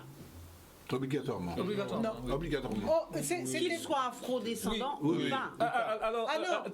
Ah ben vas-y. Non, mais vas-y. Je finirai tout à l'heure. Et Harry a dit une chose au départ, c'est pas une question de chef d'entreprise, puisqu'il y a aussi des cadres locaux. On a vu des cas ici, notamment celui de monsieur, je le reprends, comment s'appelle encore, celui du 10 Bazir, Gilles Bazir. Ah oui, Gilles Bazir. On a vu des gens sacrifiés ici juste parce que ces gens-là n'auraient jamais vécu ça ailleurs, ni de notre. C'est parce qu'ils étaient simplement guadeloupéens, il ne faut pas l'oublier ça, mais ça ne date pas de 10 ans, ça date d'il y a 2-3 ans. Ouais, 3 ans. Et des gens qui ont été sacrifiés sous l'autel parce que c'était des compatriotes. Donc il ne faut pas l'oublier. Donc on a même un problème lorsque vous montez à partir du moment. Et je pense qu'à terme, on devra tous saluer la démonstration liminaire d'Evita parce que c'est sortir. Pour moi, si j'ai une chose que je retiens, c'est sortir de l'habitation. Il y a des gens qui disent quitter Pania Kabla. Il ne faut pas qu'une tête dépasse. Harry l'a dit au départ, lorsqu'on réussit en Guadeloupe, il faut 10 fois plus discret qu'ailleurs. Et ceux qui ont réussi. Il faut aussi se battre contre les siens pour avancer. Il faut se battre contre les siens en permanence parce que celui qui arrive ne vous connaît pas.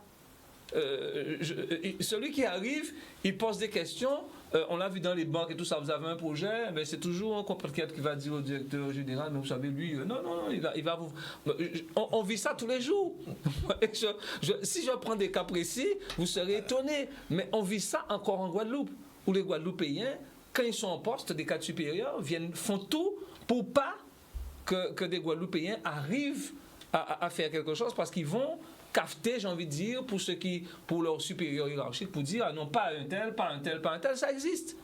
Donc, on fait semblant de ne pas. Et Evita, c'est vrai que les syndicats ont eu effectivement, avec des dirigeants guadeloupéens, certains comportements, mais c'est vrai que parfois, les mêmes comportements ailleurs ne suscitaient pas les mêmes grèves.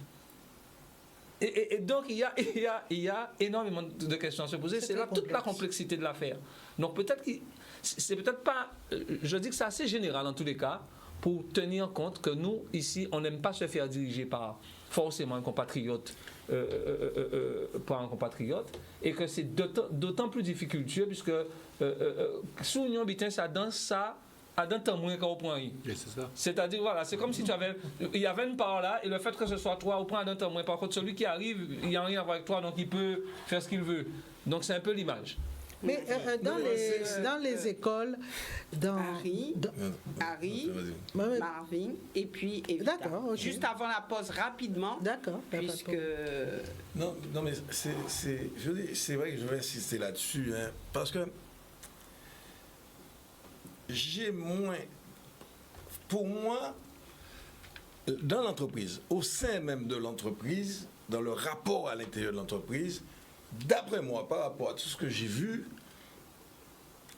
il y a moins de situations entre le dirigeant d'entreprise, le dirigeant, hein, l'Afro-Guadeloupéen qui est dirigeant de son entreprise, qui a monté son entreprise, avec son personnel, je retrouve moins de situations conflictuelles internes, vraiment internes.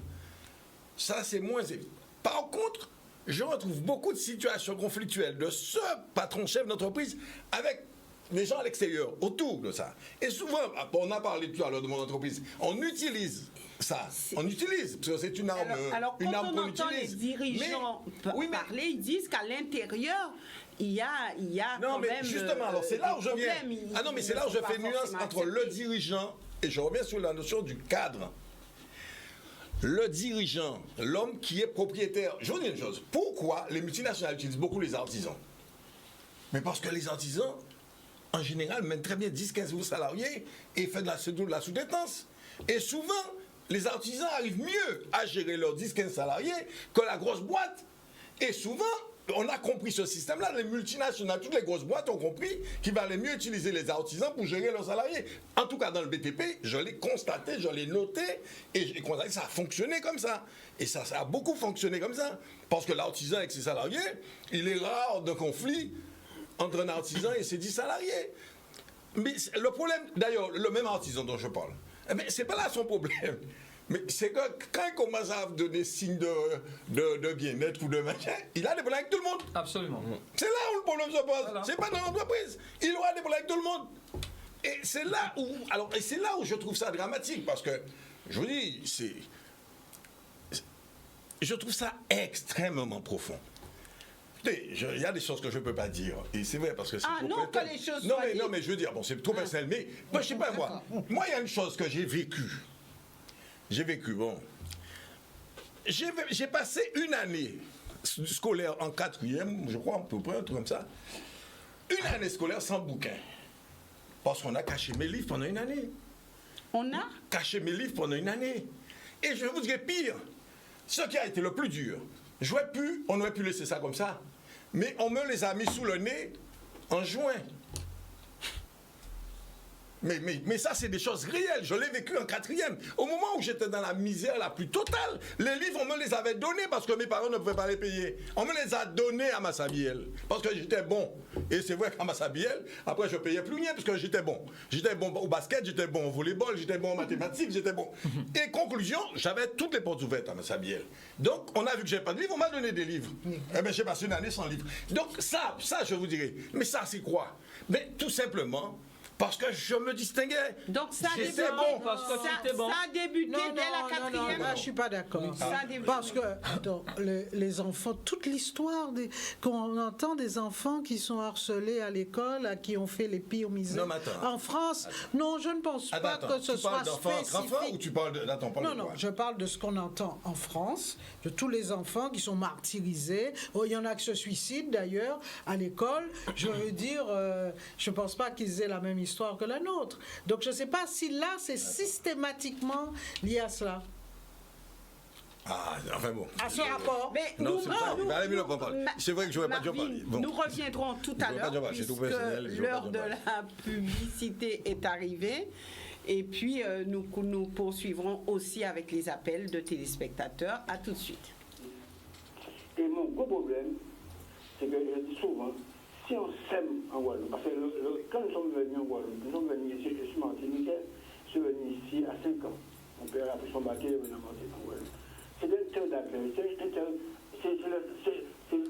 plus beau pays du monde, c'est la Guadeloupe. Mais il y a, je redis encore à nouveau, à un moment donné, vers les 70, les gens sont partis, les gens qui étaient à Vizor sont partis aller faire le machin en France. Ils sont retournés, ils sont croyés, ils étaient plus forts. Et c'est là la Guadeloupe a commencé à déraper. Et sans regarder rien que je sois là, et regarder ça mon soit là, que force et pouvoir, ni difficulté, mais pas jamais laisser le Yacht Club. Le Yacht Club, c'est un pratiquement Guadeloupe pays. Il y a qu'à voir sans Guadeloupe pays, de couleur, beaucoup de foncé qui là. Et une belle histoire, et un jour, on a en photo à Yacht Club en temps longtemps. Et on a pour des autres, force et pouvoir, j'ai mis ensemble, et on a dit Marvin, mais continuez comme ça, elle est Evelyne. Merci Madame Evelyne. Je vous ai remis un dossier sur Yari, vous allez regarder, et je dis à la petite Martol, merci pour la jeunesse. Merci. Je vous écoute. Merci beaucoup. Merci. Ben voilà, on fait un tour de plateau à partir de vos expériences. Et il y a de la reconnaissance. Hein, donc, il y a du boulot, c'est vrai, mais je pense qu'il y a aussi de la reconnaissance, et il faut le dire. Evita, vous avez demandé la parole tout à l'heure. Oui, c'est-à-dire que je voudrais dire que, parce que c'est toujours l'éternel... débat, voilà, nous faisons les constats, nous disons à peu près tous, enfin nous sommes à peu près tous d'accord sur la question des causes, et maintenant c'est comment. Et nous allons y arriver tout à l'heure. D'accord, parce que, puisqu'on va en parler tout à l'heure, je reviendrai dessus. Mais il y a un élément dont on n'a pas encore parlé, et il me semble que c'est un élément important au sein de l'entreprise. Le rapport, évidemment, aux dirigeants afrodescendants, mais il y a un élément dont on n'a pas encore parlé, c'est le rapport que nous avons avec le travail. Ce qui peut aussi changer beaucoup les rapports au sein de l'entreprise. Parce que tout à l'heure, Harry a parlé, je crois que c'était à la Poste, c'est ça? Tu as parlé de jeunes, que vous étiez allés, je pense, à la Poste, c'est ça? Et les gens étaient... Hein? Voilà, sécu. Voilà, mille excuses. Non, je dis la poste parce que très souvent à la poste, ils ne sont pas des plus agréables. Donc, voilà. Harry disait, moi ça m'a frappé de voir tous ces gens particulièrement afrodescendants, particulièrement méprisants vis-à-vis de nous. Mais je pense que c'est ça aussi. Il y a le problème, il ne faut jamais oublier, le problème du rapport que nous avons au travail. D'ailleurs, qu'est-ce qu'on dit en créole quand on parle du travail? Quand on dit je vais travailler, on dit en cas il fait travail à blanc là. Donc c'est pas le nôtre, ça ne nous concerne pas et c'est le travail de l'autre. Ça ne se dit plus trop. Oh, moi je l'entends, oh bien, travail à blanc là. Bof, on dit ça maintenant peut-être avec de l'humour, mais on le dit encore. Ça dépend, Madame Yves Boissé, qui vous fréquentez, mais moi je fréquente toutes les catégories sociales. Je fréquente tout le monde, toutes les catégories sociales aussi. Je vous taquine. Voilà, donc nous partons du côté du téléphone, voir un petit peu ce qui s'y passe. Bonsoir, nous vous écoutons. Allez-y. Il n'y a personne? Bien, le temps que le point soit fait. Oui, allez-y. Je vous écoute là, mais à j'ai l'impression que la question-là est mal posée. J'aurais parlé d'ébitins à part comme ça, afro-descendants et amour. Pourquoi j'oublie que nous n'aimons moins semblé que vous respectez vous. Respect là, c'est ça qui est très. Le reste, ça parle en nous, ça c'est notre vie. Alors, afro-descendants, en passant Kassaïe, là, ni en Guadeloupe, nous nègres, nous chapés, tout ça, disons, nous, pour nous entendre nous, il ne faut pas niveau limite, les jeunes couleurs. Effectivement, il y a un problème. Problème là va poser, et c'est vrai parce que moi je dis ça de près, parce que nous sommes des mondes issus de l'esclavage et que l'histoire nous mène nous à l'heure un homme tête à égal dépassé. C'est ça nous apprendre, nous apprendre ça. Il ne faut pas nous oublier qu'on est esclave, c'est un monde que c'était pas à la fin c'est un robot. Il ne serait pas de cas existant, c'est comme monde c'est une machine. Bon, même si il était intelligent, tout ça, mais c'était comme ça. Ça ne veut pas dire qu'il passait humain, mais il était obligé. Ça existe en France aussi, ça existe dans le côté. Alors, nous, notre vie aussi, il y a des moins, c'est là que nous avons parlé de nous, Guadeloupéens. Les Guadeloupéens, c'est des gens comme tout le monde, dans tout le monde, m'ont voyagé pas mal. Et un joint plein de nous dans le monde. La Guadeloupe a rien de spécifique par rapport aux autres. Quand il y a des spécifiques par rapport aux autres Antilles et par rapport à d'autres pays où il y a le travail, c'est même procédure. Et les occasions, les apports. Pourquoi on ne pas comprendre pourquoi pour nous aimer? Nous, qu'est-ce que les autres? Nous, c'est des autres, des êtres humains comme les autres. Moi, en rap, parler d'un problème qu'on connaît, par exemple, on va prendre le cas d'un slide parce qu'il va parler d'un slide sur les chantiers. Sur un chantier, si vous voulez exister, il faut que vous respectez le monde et il faut que les autres respectent. Respect là, c'est tout. En pas dire ni X ni Y, si c'est qu'à respecter moi, en retour, on est respecté. Les gens font bien, donc parler entre hommes, mais nous, on espèce de respect. Et en mentalité, nous, c'est l'amour. Nous, il ne sait pas aimer moins, etc., etc. Et nous, notre problème aussi, c'est que nous pas apprendre l'histoire, ou nous mal apprendre, enfin, en cas expliquez-moi, nous pas apprendre l'histoire, nous. Et quand on a dit nous pas, mais nous-mêmes pas apprendre l'histoire. Pourquoi? En cas expliquez-moi, le problème, qu'en ville, sur un chantier. En ville, sur un chantier. Un chef d'équipe qui a adressé à Kapaliba, c'est tel bitin, et il a dit, où j'acconnais vous, ça veut dire qu'en tête de chef d'équipe là, il ne faut pas respecter l'autre là, puisqu'il a dit, où j'acconnais vous. C'est ça, c'est spécifique à créole là. En français, j'ai une expression à ça pas qu'elle dit.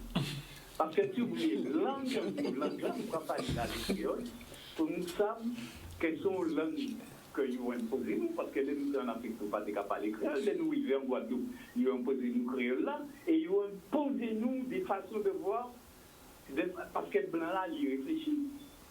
Langage, les Okagadi bien, langage, ils mettent lui pour que Pani, pour un mot de respect. Par contre, nous, il est beau d'amour. C'est ça. Entendons un mot qui a dit bon matin, avec un gars, ouais, allez à Océta, vous tournez à Océta moins. Pourquoi il y a travail à l'homme, à dire, mais c'est gars, ça. Gars, comme nous, depuis ce temps-là, nous pas réussi à, l'anglais, nous pas parler là, rendre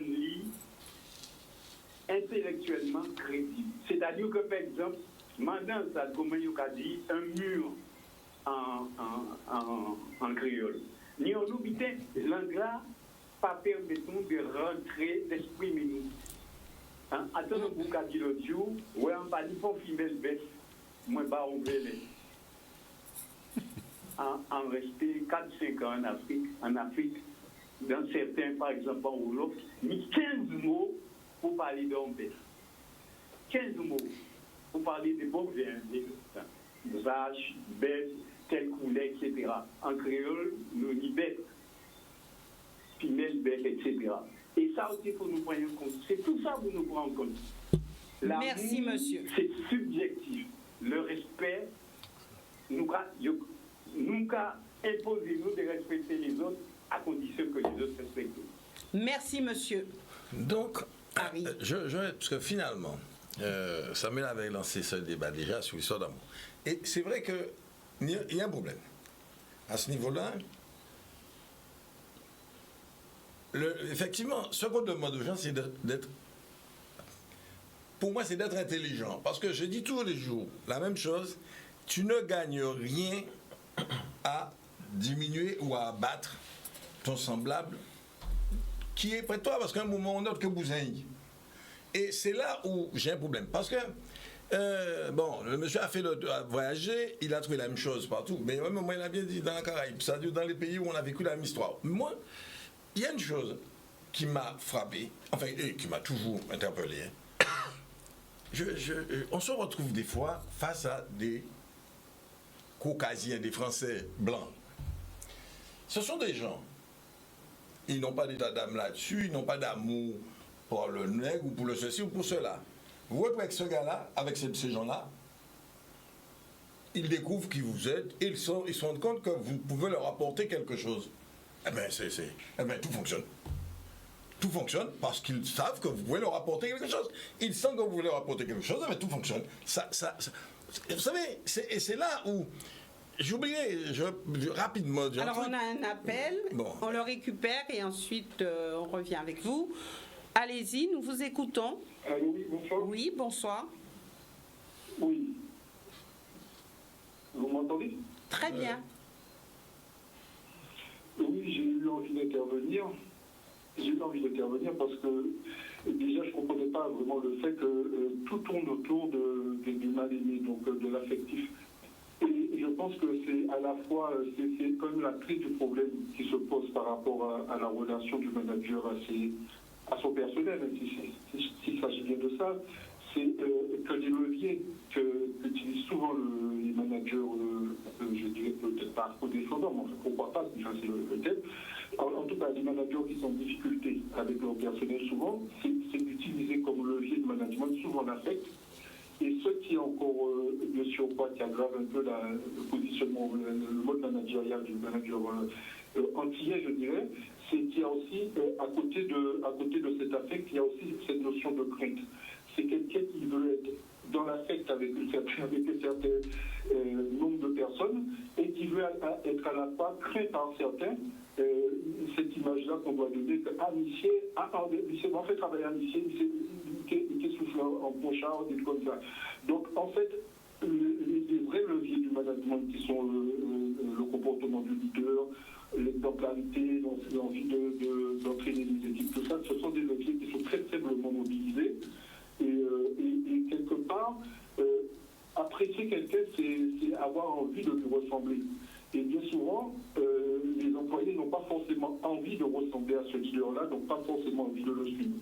Et puis il y a peut-être même un phénomène historique, c'est l'histoire, celui qui était positionné comme le responsable, c'était souvent celui qui avait des délégations, si on parle d'histoire coloniale, par le maître de diriger en quelque sorte. Et donc c'était plutôt quelqu'un qui paraissait comme quelqu'un qui faisait du zèle plutôt pour faire plaisir au maître, plutôt que quelqu'un qui soit un leader, qui soit là pour entraîner une équipe et qui est là pour aider les gens à mieux travailler.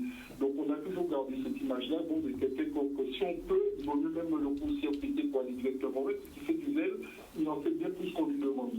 Donc il y a tous ces éléments-là qui font qu'aujourd'hui, on a du mal à vouloir ressembler au manager antillais et on le critique beaucoup parce qu'on pense qu'il est dans un excès de zèle généralement, on pense qu'il est dans une relation affective dont on ne comprend pas bien les enjeux et l'issue et bien souvent aussi qu'il est dans une relation à vouloir montrer qu'il faut qu'il soit craint lorsqu'on a justement, on veut porter des idées, on a des revendications, on veut améliorer les choses. S'il n'arrive pas à s'imposer par les explications, par la démonstration, ben, il va s'imposer par l'autorité. C'est quelqu'un qui va être souvent autoritaire pour s'imposer. Donc ce sont tous ces éléments-là qui font qu'en tant que leader, l'affect et tout ça, ça l'empêche d'avoir un fonctionnement de leader qui soit un leader qui entraîne les équipes, plutôt qu'un leader qui soit un peu mis de côté en quelque sorte. Merci à vous. Merci monsieur.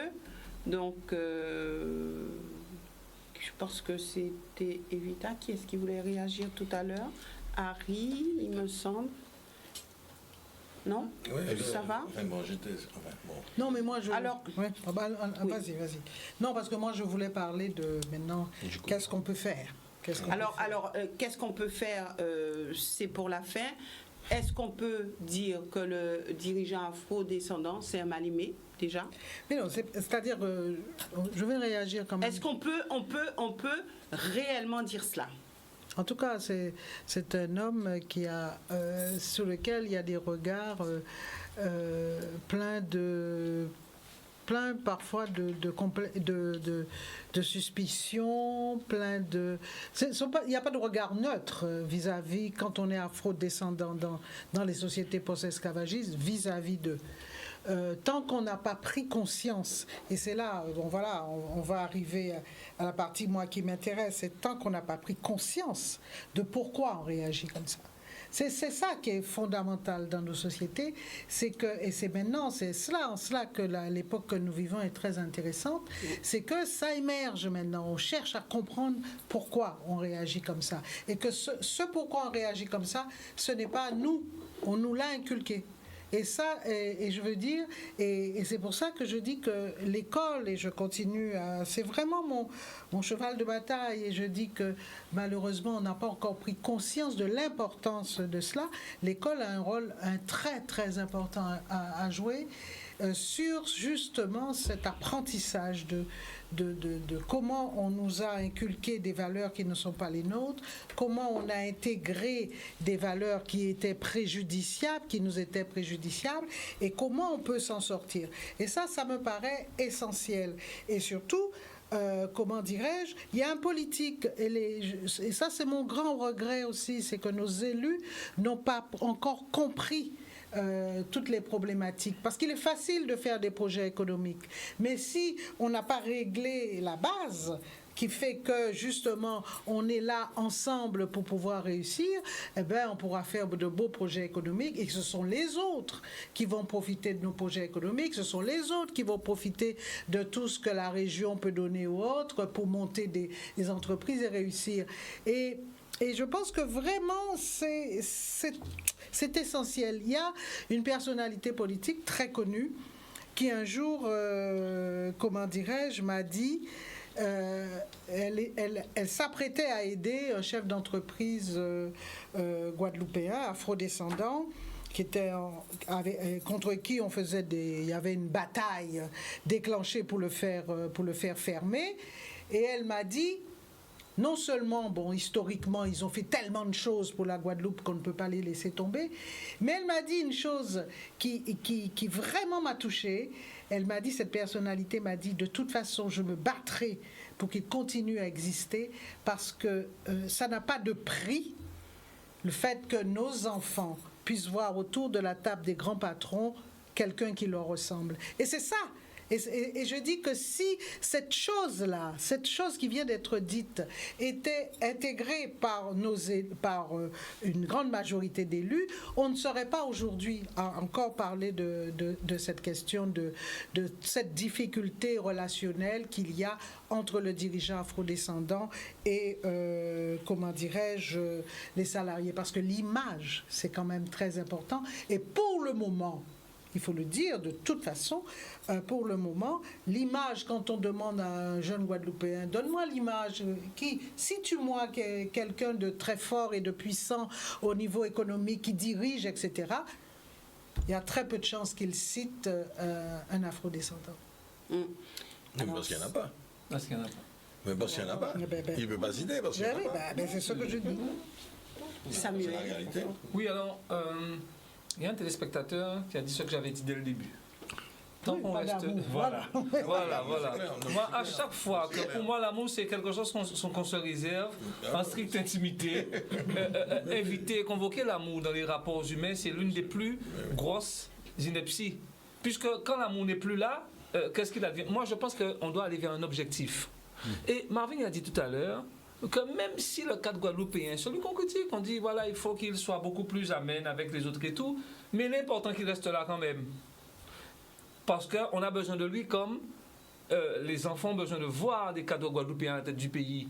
Le chef d'entreprise, pareil, ce que je dis là, il remplit de sens. Il faut continuer à avoir des Guadeloupéens qui dirigent. Et quand Henri dit, c'est vrai qu'il n'y a pas, tu dis qu'on ne va pas citer un Guadeloupe, c'est vrai qu'il n'y en a pas plein. Enfin, lorsqu'on parle de grosses entreprises, c'est vrai si on te dit en Guadeloupe 2-3 grosses entreprises, tout de suite, enfin, je sais déjà le premier nom qui va te venir en tête.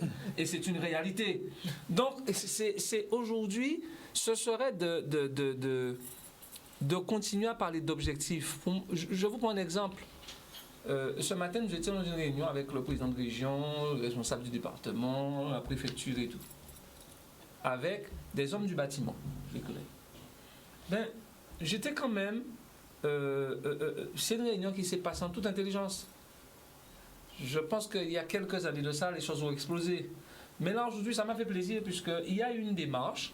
Chaque personne est venue avec sa façon de voir les choses, avec ses arguments. Mais lorsqu'on a confronté nos points de vue, eh bien, nous sommes partis pour pouvoir nous retrouver. Je n'ai pas dit que le problème était réglé. Quand vous voyez effectivement que la Guadeloupe a pesé, ce n'est pas vraiment le terme qui convient. C'est qu'on apprend maintenant à se faire confiance. C'est tout doucement, ça arrive, mais nous sommes obligés, nous sommes condamnés à nous faire confiance. Parce que si on ne le fait pas de toute manière, on va disparaître tous ensemble. Ça, par contre, c'est d'une logique implacable. Alors, c'est Martin Luther King qui disait, et ça je l'avais retenu, nous devons apprendre à vivre ensemble comme des frères, sinon nous allons mourir tous comme des idiots. Exactement. Cette phrase-là, elle est vraiment, elle convient à la situation actuelle de notre pays, puisque aujourd'hui, nous n'avons pas le choix. Alors, moi, je suis tout à fait d'accord avec ce que Sam vient de dire sur la finalité. C'est-à-dire que de toutes les façons, on n'a pas le choix aujourd'hui d'apprendre à vivre ensemble. Et je crois, un exemple, pour juste donner un exemple comme ça, c'est vrai qu'il y a 30 ans, celui qui investissait en Guadeloupe, il devait être discret, il ne devait pas parler de son projet, même pas à la famille, il devait rester très cachetier. Par contre, je crois que sur les nouvelles générations qui arrivent, il y a quand même cette volonté de pouvoir, en tout cas, chercher à s'enrichir et à tirer le meilleur de ce que chacun peut apporter pour que finalement le projet il soit viable et pour qu'il réussisse. Et je pense que pour répondre à la question que vous avez posée tout à l'heure, est-ce que finalement l'entrepreneur afro-descendant est-il le mal aimé? Je pense que mine de rien, au fil des années, c'est un sentiment, je pense, qui va diminuer. Je le crois. En tout cas, je suis un optimiste de nature, mais je le crois. Parce qu'en fait, on a aussi une population qui est de plus en plus formée. Même au niveau de base, j'ai envie de dire. Sans nécessairement partir, on a une population quand même qui est scolarisée. Parce qu'on avait aussi ce déficit-là, il y a 40 ans, 50 ans. Mais aujourd'hui, on a quand même une population qui voyage, on a quand même une population qui est formée.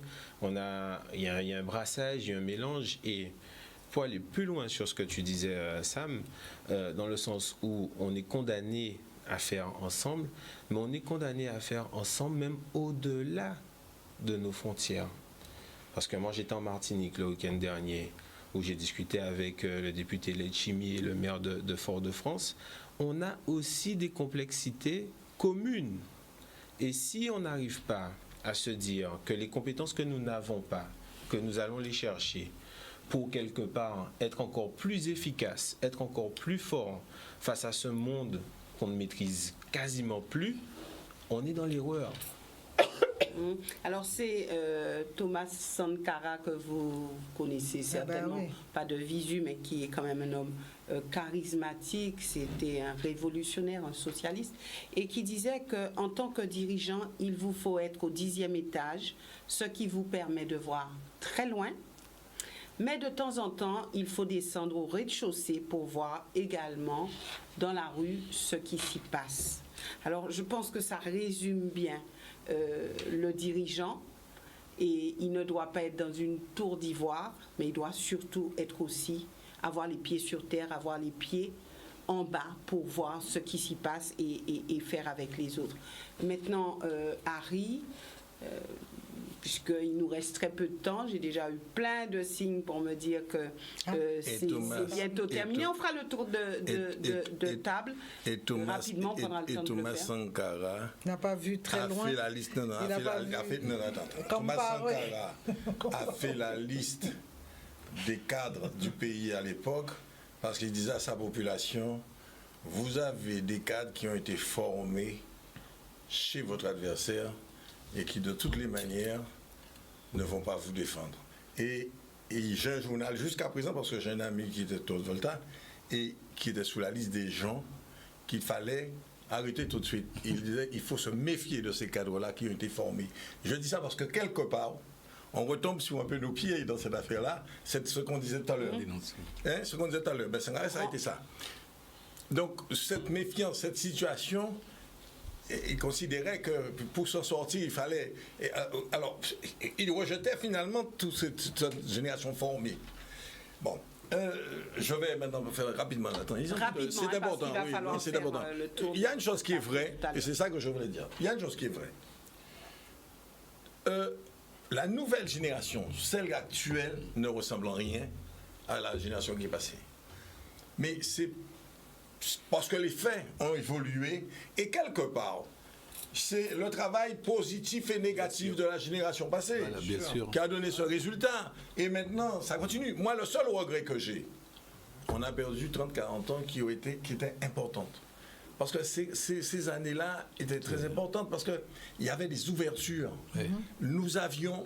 La seule chose que je retiens pour avoir été dedans, j'avais le pied sur le guidon, on avait la possibilité de faire énormément de choses entre 80 et maintenant.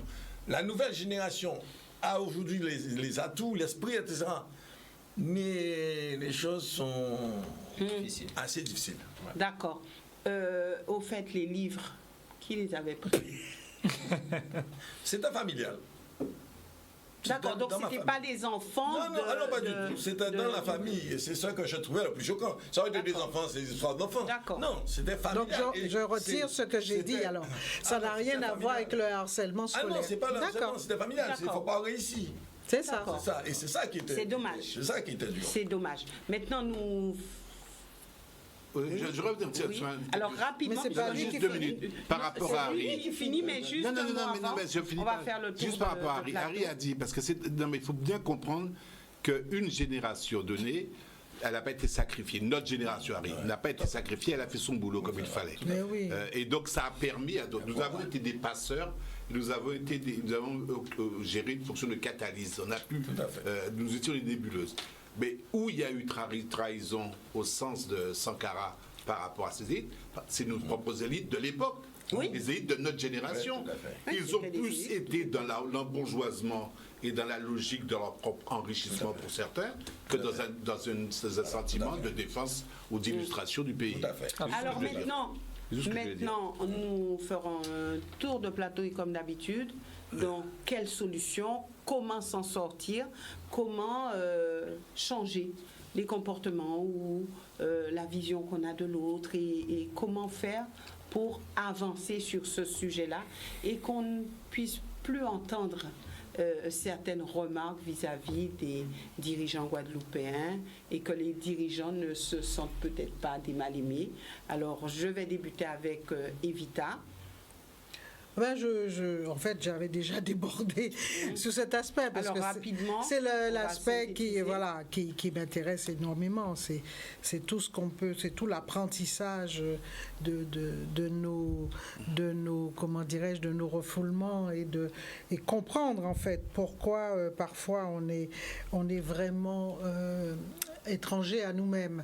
Mais moi, je pense que, comme je pense toujours que l'école a un rôle fondamental à jouer, j'ai remarqué que dans certains pays dits riches, je dis bien dits riches, eh ben, il y a des ateliers pour les enfants, mais tout petits.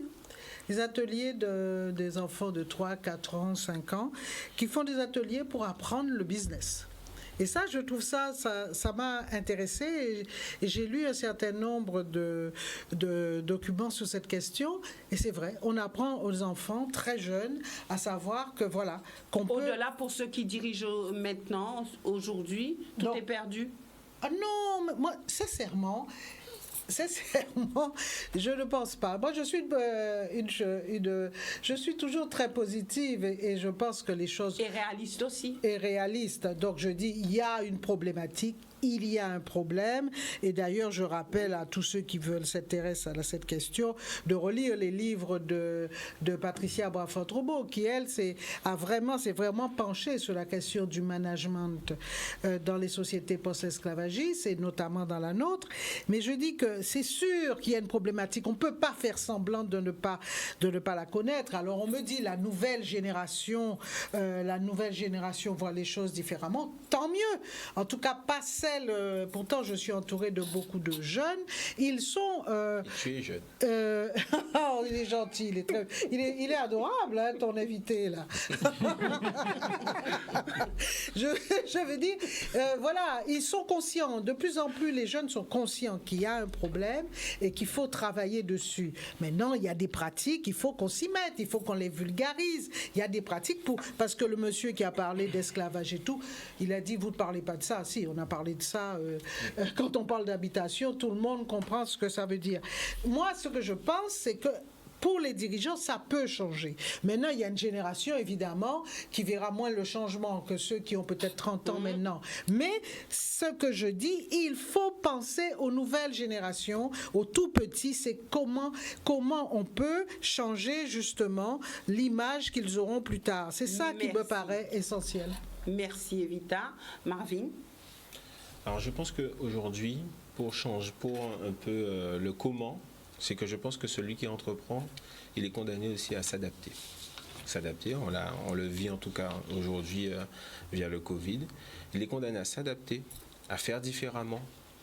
Je pense qu'on doit rajouter aussi une dose de bienveillance. Je pense qu'au sein de la population, on doit aussi apprendre à vivre ensemble. Je pense qu'on doit aussi apprendre à faire un dans notre territoire, dans nos populations, et voire même au-delà. Et je crois que, Evita, tu as tout à fait raison, l'éducation est fondamentale. Et à travers cette éducation, tout à l'heure on était en off, je donnais une anecdote lorsque Harry Ancelade était venu au lycée de Bainbridge.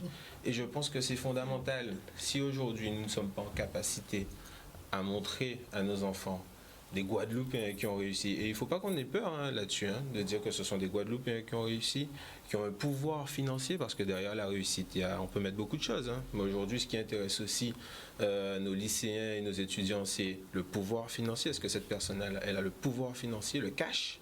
Donc c'est aussi de montrer à ces jeunes-là que nous avons et qu'ils ont su faire, ils ont pu faire avec les difficultés de leur époque, et qu'aujourd'hui on a quand même des voies qui s'ouvrent à nous, notamment sur Internet, le net, tout ce qui s'ouvre à nous. Je pense qu'on doit forcément rentrer là-dedans et on doit être ensemble. Et je pense que nous allons de toutes les façons connaître des jours bien meilleurs. Merci. Harry? Donc, la conclusion. Bon, moi, ma conclusion, de toute façon, je sais pas. En fait, je suis convaincu que les choses vont changer et sont en train de changer. Mais de toutes les façons, les choses n'ont pas, la possibilité de ne pas changer. Ça doit changer pour une raison simple. Ça devient de plus en plus difficile. Et je pense que tout un Guadeloupéen, on parle des Afro-descendants, chaque Afro-descendant, aujourd'hui, même celui qui fait semblant de ne pas comprendre, il sent bien qu'il y a un problème. Parce qu'il sent bien que dans ce jeu qu'on a joué, on est tous perdants, nous les Afro-descendants. On est tous perdants. Et ils sont tous conscients de ça. On a déjà déconné. Maintenant, ils savent bien qu'il faut qu'on attrape. Mais le problème, c'est que dans aucun pays du monde, il n'y a que des élites. Il y a toujours très peu. Et souvent, on a vu très peu de gens changer un pays. Mais des fois, il faut le trouver, ces gens-là. Il faut que ça arrive.